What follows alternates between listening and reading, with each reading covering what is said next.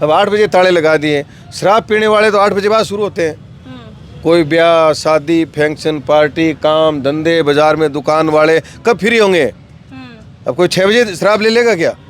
तो 8 बजे बाद फ्री होंगे। 8 बजे हमारी दुकानों के ताले लग गए तो फिर पूरे प्रदेश में अवैध शराब का व्यापार बढ़ रहा है और वो सरकार के संरक्षण में बढ़ रहा है, इसलिए सरकार टाइम नहीं बढ़ा रही।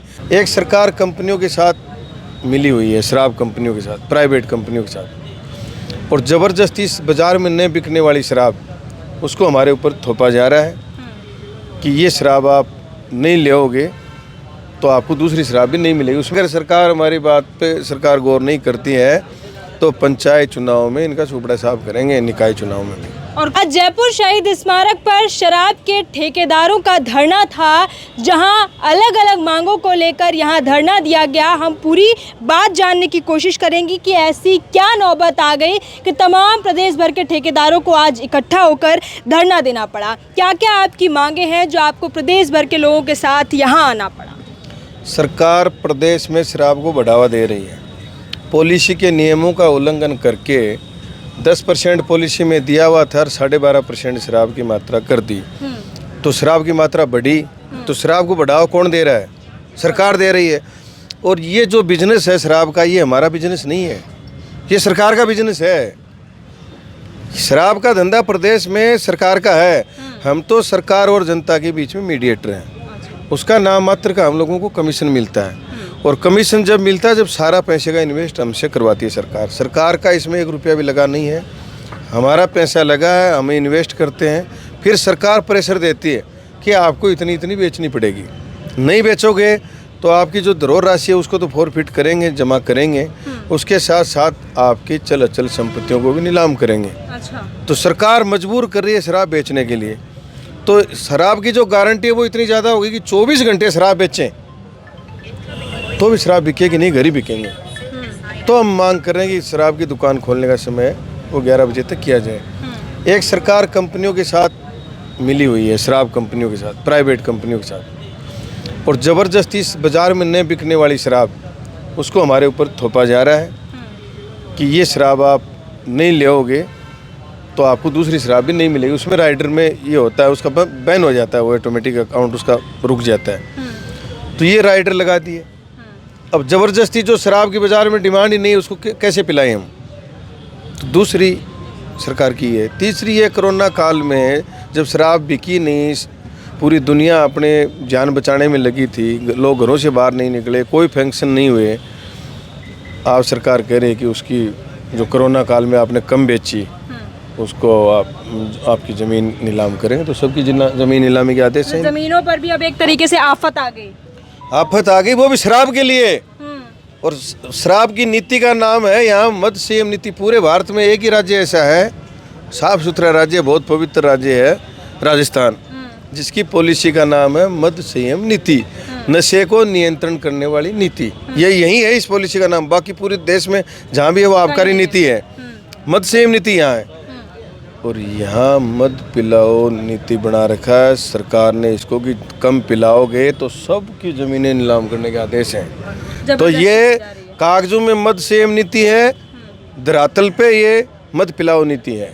अच्छा। हाँ, आज ज़मीन नीलाम कर रही है सरकार और फिर कह रहे हम नशे को रोकेंगे। तो कैसे रोकोगे नशे को, बताओ? मेरी ज़मीन नीलाम हो जाएगी तो गाँव में पता चल जाएगा कि इसने कम बेची इसलिए इसकी ज़मीन नीलाम होगी, तो दूसरा कम बेचेगा क्या? फिर कमिश्नर रोज समीक्षा कर रहा है कि आज कितनी बिकी, कितना रेवेन्यू जनरेट हुआ। तो किसी अधिकारी को आपने स्कूलों की समीक्षा करते देखा? सरकारी स्कूलों में क्या हालात आप देख रहे हो रोज राजस्थान में। किसी ने चिकित्सा की देखी? हॉस्पिटलों में क्या पोजीशन है? सार बेरोजगार कितने हो गए, किसी ने देखा? इसकी समीक्षा हो रही है। इसका मतलब दारू प्रदेश को ज़्यादा से ज़्यादा पिलानी है ताकि ये प्रदेश थोड़ा बहुत बचा है वो डूब जाए, ख़त्म हो जाए। और जो बेच रहे हैं उनकी घर ज़मीन नीलाम करनी है ताकि प्रदेश में संदेश जाए कि कम बेचोगे तो आपकी प्रॉपर्टी नीलाम हो जाएगी। तो अभी आपकी मांगे जो हैं उनको लेकर किसी से भी वार्ता हुई है? अभी देखो, ये हमारा प्रोग्राम था मैडम, ये आचार संहिता से पहले हमने रख दिया था, 1.5 महीने पहले। ठीक है। उसके हिसाब से पूरे राजस्थान में तैयारी हो गई। हमारे दिमाग में ये थी कि अगस्त में हम प्रोग्राम करेंगे, क्योंकि 20 अगस्त से विधानसभा चलने वाली थी 7 दिन के लिए। ये बीच में स्थगित करी है, अभी 23 को स्थगित करी है। ये आज होनी चाहिए थी विधानसभा घेराव का हमारा कार्यक्रम था। अच्छा। लेकिन ये आचार संहिता का बहाना, कुछ ये प्रोग्राम हमारा होने वाला था, तो क्योंकि लिकर वाला प्रोग्राम है, ये कोई छोटा प्रोग्राम नहीं है। आप इन एक ये जितने भी लोग खड़े हैं इनको कम मत मानो, ये राजस्थान की हर गली में बैठे हैं। सरकार के बुत पर इतने एजेंट भी नहीं है, इतने ये हैं। इनके पास गाड़ी घोड़ा भी है, इनके पास वो सारा सामान है जो चुनाव को प्रभावित कर सकते हैं, 1 मिनट में बैंड बजा सकते हैं। पंचायती राज और नगर निकाय चुनावों को लेकर आप चेतावनी भी दे रहे हैं? 100% है। अगर हमारी बातें नहीं मानी, नीलामियां जारी रही, तो पंचायत चुनाव और निकाय चुनाव में हम इनका सुपड़ा साफ करेंगे। वोटर नहीं है क्या हम? मैं जिला परिषद का मेंबर हूँ, निर्दलीय जीता हुआ हूँ, तो कांग्रेस बीजेपी के खिलाफ जीता हूँ, तो वोट नहीं है क्या मेरे पास?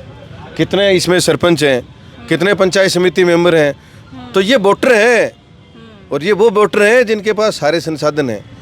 जब ये सरकार को करोड़ों रुपए चुका रहे हैं, तो ये गांव में किसी का बैंड बजा सकते हैं। तो इसलिए अगर सरकार हमारी बात पे सरकार गौर नहीं करती है, तो पंचायत चुनाव में इनका सुपड़ा साफ करेंगे, निकाय चुनाव में भी। और कुल मिला के आप ये भी मांग रखते हो कि अब ठेके का जो टाइम है वो 10 से 8 है, उसको बढ़ा दिया जाए? 10 से जो 8 है उसको रात्रि 11 बजे तक किया जाए। 11 बजे तक नहीं होगा तो इतनी शराब कैसे बिकेगी? और 8 बजे ताले, अभी 8 बजने वाले हैं, अब 8 बजे ताले लगा दिए। शराब पीने वाले तो 8 बजे बाद शुरू होते हैं।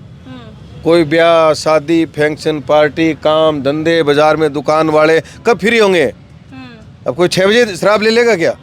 तो 8 बजे बाद फ्री होंगे। 8 बजे हमारी दुकानों के ताले लग गए, तो फिर पूरे प्रदेश में अवैध शराब का व्यापार बढ़ रहा है, और वो सरकार के संरक्षण में बढ़ रहा है। इसलिए सरकार टाइम नहीं बढ़ा रही कि इनसे भी खा ले। बहुत बड़ा आरोप लगा रहे हैं आपकी सरकार संरक्षण दे रही है। बिल्कुल। अरे पूरी रात शराब नहीं बिक्री क्या प्रदेश में? कितने स्टिंग ऑपरेशन में आपने देखा नहीं क्या? और कहाँ कहाँ मिलती है? रोड ट्रक पकड़े जा रहे हैं राजस्थान में। इन दिनों में कितने हरियाणा पंजाब के ट्रक पकड़े गए राजस्थान में? तो सरकार के बगैर ही आ रहे हैं क्या?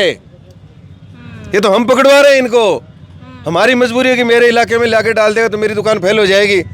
तो ये जो आप देख रहे हो तो हम पकड़वा रहे हैं। बाकी बॉर्डर पे पुलिस खड़ी है, जगह जगह इनके थाने हैं, तो थाने तो सारे हमारे पीछे लगा दिए कि इनको नोच के खा जाओ। और गाड़ियां पूरे राजस्थान को क्रॉस करके गुजरात तक जा रही है, हरियाणा पंजाब की, तो कौन संरक्षण दे रहा है? बगैर प्रशासन के जा सकते हैं क्या? मैं एक बोतल ले जा नहीं सकता उस दुकान तक। सही बात है। इसलिए सरकार के संरक्षण में हो रहा है, और इसीलिए दुकान बंद हमारे 8 बजे बंद करवाई जा रही है, 11 बजे खुलेंगे, तो अवैध भी बंद हो जाएगा, पुलिस का प्रेशर भी कम हो जाएगा, शराब की उठाव भी खूब हो जाएगा, किसी के घर ज़मीन भी नीलाम नहीं होंगे, सरकार को राजस्व का फायदा होगा। तो अगर आपकी मांगे नहीं मानी गई तो आप लोग क्या करेंगे? मांगे नहीं मानी गई तो पूरे राजस्थान में हम जीरो बिलिंग करेंगे, दुकानें बंद करेंगे।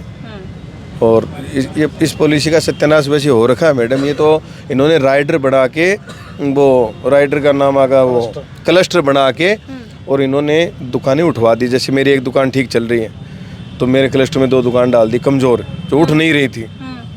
आज अगर मैंने मेरी उठा ली, तो मेरे को ये कहा कि ये 2 नहीं उठाओगे तो आपकी भी नहीं जाएगी, क्लस्टर समाप्त हो जाएगा। तो मजबूरी में राजस्थान के ठेकेदार दुकान चला रहे हैं। इस बार ये सुपड़ा साफ हो जाएगा, दुकानें नहीं उठेंगी। आज भी राजस्थान में 12 क्लस्टर हैं, वो बचे हुए हैं, आज की तारीख तक नहीं उठे। अगर शराब की इतनी डिमांड होती राजस्थान में तो वो दुकानें कोई नहीं छोड़ता। पहले हमारी ये महिलाएं बहन खड़ी हैं, इन्होंने भी लॉटरियाँ डाली थी क्योंकि इनको पता था फायदा है। अब आज इनके घर जमीन नीलाम हो रहे हैं ना, तो दोबारा ये अपने रिश्तेदार को भी नज़दीक नहीं जाने देंगे। तो इस बार फैल है मामला राजस्थान। देखिए, आपने सुना यहाँ पर कि जितने भी ठेकेदार यहाँ पर शहीद स्मारक पर हैं, वो अपनी अलग अलग मांगों को लेकर जो है यहाँ पर एकत्र हुए थे। और अभी अगर मांगे नहीं मानी गई तो एक अल्टीमेटम भी दिया गया है कि पंचायती राज और नगर निकाय के चुनावों में तस्वीर क्लियर हो जाएगी। जो भारतीय जनता पार्टी है उसका सुपड़ा साफ कर दिया जाएगा, वरना शराब के जितने भी ठेके हैं उनका समय बढ़ा दिया जाए।